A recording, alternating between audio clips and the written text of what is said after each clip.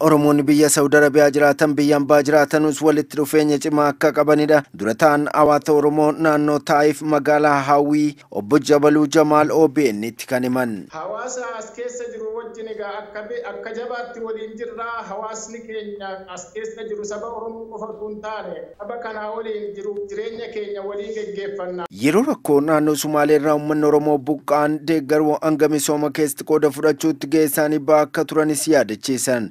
Jijjiirama biyya keessatti dhufee fiduu keessatti warreen ga'ee ba'an hundaa kan galateeffatan obbo Jabaluun jijjiiramni dhufee biyyattii gara nagaaf misoomaatti waan qajeelchuuf gammachuu guddaa akka irraa qaban himan. Jijjiirama kana kan fidan dursee jara galateeffachuun barbaada.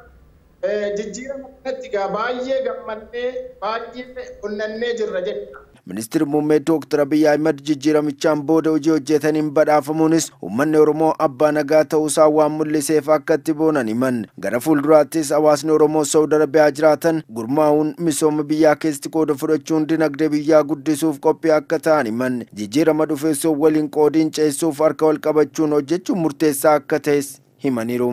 Jijjiirama amma arganne kana ceesisuuf immoo tokkummaan nu barbaachisaa, wal qooduun nu barbaachisu. Jijjiirama amma harka keenya gale kana kunuunfachuun nu barbaachisa.